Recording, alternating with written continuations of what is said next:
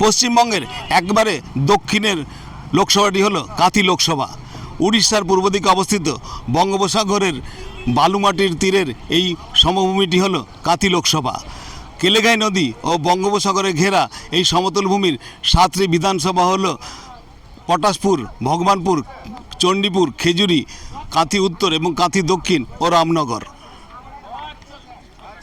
রাজ্যের বিরোধী দলনেতা শুভেন্দু অধিকারীর ভাই সৌমেন্দু অধিকারী এবারের এই 2024-এর লোকসভা নির্বাচনে বিজেপির পক্ষ থেকে প্রার্থী হয়েছেন এবং তার বিপরীতে আছেন তৃণমূল কংগ্রেসের উত্তম বারিক। এই লোকসভা কেন্দ্রে 9 জন প্রার্থী এবারে প্রার্থী হলেও মূল লড়াই কিন্তু তৃণমূল কংগ্রেস এবং বিজেপির মধ্যেই হবে বলে অভিজ্ঞ মহলের ধারণা। এই লোকসভা আসনটি তৃণমূল কংগ্রেসের পক্ষ থেকে সাংসদ ছিলেন বিগত 15 বছর শিশির অধিকারী। এবারের এই নির্বাচনে এই লোকসভা কেন্দ্রে দাঁড়িয়েছেন তার ছোট পুত্র সৌমেন্দু অধিকারী বিজেপির পক্ষ থেকে। ফলে এই লোকসভা যে একটা আলাদা বাড়তি গুরুত্ব পাবে সেটা বলাই যায়। ধান ও পান এই এলাকার সবথেকে অর্থকারী ফসল।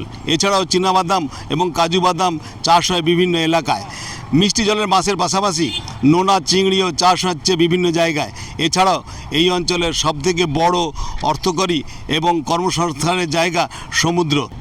মৎস্য সংরক্ষণ, পরিবহন ও প্রক্রিয়াকরণের মতো নানা কাজে কয়েক হাজার মানুষ যুক্ত আছে এই লোকসভা এলাকার। ভারতবর্ষের সবচেয়ে বড় মৎস্যবন্দর পেটুয়াঘাট এই কাঁথি লোকসভা বন্দরের মধ্যেই অন্তর্গত। প্রতিদিন কোটি কোটি টাকার সামুদ্রিক মাছ ক্রয় বিক্রয়ের বাজার কাঁথির লোকসভার দীঘা মোহনাতে অবস্থিত।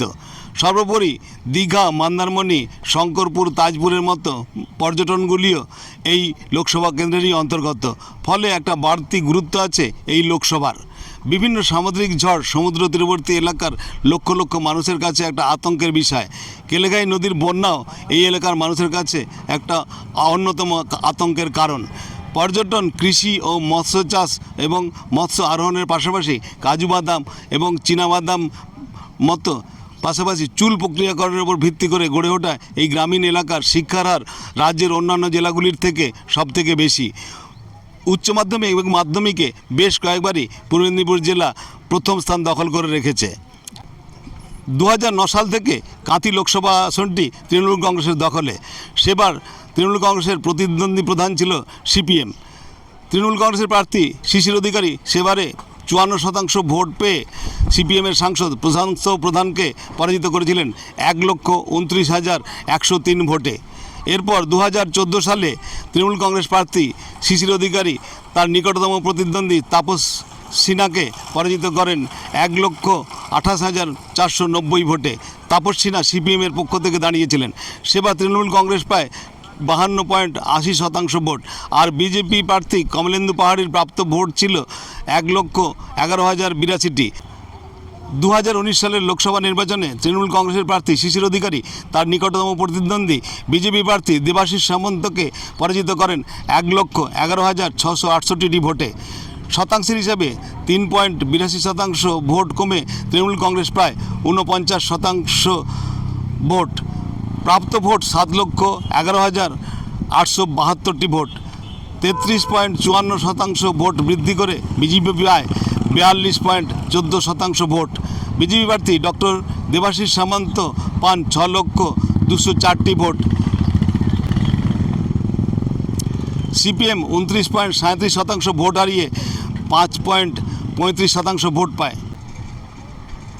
সিপিএম প্রার্থী পরিতোষ পট্টনায়কের প্রাপ্ত ভোট 76,185টি। কংগ্রেস পায় 16,851টি ভোট। 2021 সালের বিধানসভা নির্বাচনে কাঁথি লোকসভার অন্তর্গত 7টি বিধানসভার মধ্যে 3টিতে জয়লাভ করে তৃণমূল কংগ্রেস, বাকি 4টিতে আসনে জয়লাভ করে বিজেপি। চণ্ডীপুর, পটাশপুর, রামনগর তৃণমূল কংগ্রেসের দখলে যায়।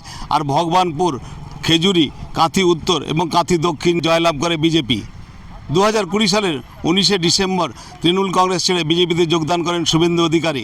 2021 সালের জানুয়ারি মাসে কাঁথি পৌরসভার চেয়ারম্যান সৌমেন্দু অধিকারী দাদার হাত ধরে বিজেপিতে যোগদান করেন। সেই শিশির অধিকারীর পুত্র সৌমেন্দু অধিকারী এবারে কাঁথি লোকসভা নির্বাচনে বিজেপির প্রার্থী হয়েছেন। অপরদিকে শুভেন্দু অধিকারী বিজেপিতে যোগদানের ফলে তৃণমূল কংগ্রেসে একটা ফাঁক তৈরি হয়। এই ফাঁক পূরণ করতে রাজনীতিতে উল্কার গতিতে উত্থান হয় উত্তম বারিকের।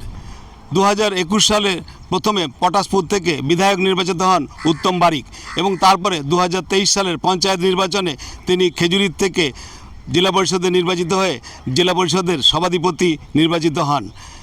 এমন পরিস্থিতিতে রাজ্যের মন্ত্রী রামনগরের বিধায়ক অখিল গিরি এবং কাঁথি পৌরসভার চেয়ারম্যান সুপ্রকাশ গিরির পরিবর্তে উত্তম বারিককেই এবারে লোকসভা আসনে প্রার্থী করেছে তৃণমূল কংগ্রেস। এতদিন পর্যন্ত পূর্ব মেদিনীপুরের দুটো লোকসভা আসনই ছিল তৃণমূল কংগ্রেসের দখলে। তমলুক লোকসভা আসনের সাংসদ ছিলেন তৃণমূল কংগ্রেসের সাংসদ দিব্যেন্দু অধিকারী এবং কাঁথি লোকসভা আসনের সাংসদ ছিলেন শিশির অধিকারী। এখন শিশির অধিকারী সহ এই অধিকারী পরিবারের অধিকাংশ সদস্যই বিজেপিতে যোগদান করেছেন। তৃণমূল কংগ্রেসের পক্ষ থেকে 3 বারের জয়লাভ করা সাংসদ এবার বিজেপিতে, ফলে এই 3 বারের জয়লাভ করা তৃণমূল কংগ্রেসের পক্ষে এই আসনটি ধরে রাখা একটা বড় চ্যালেঞ্জ।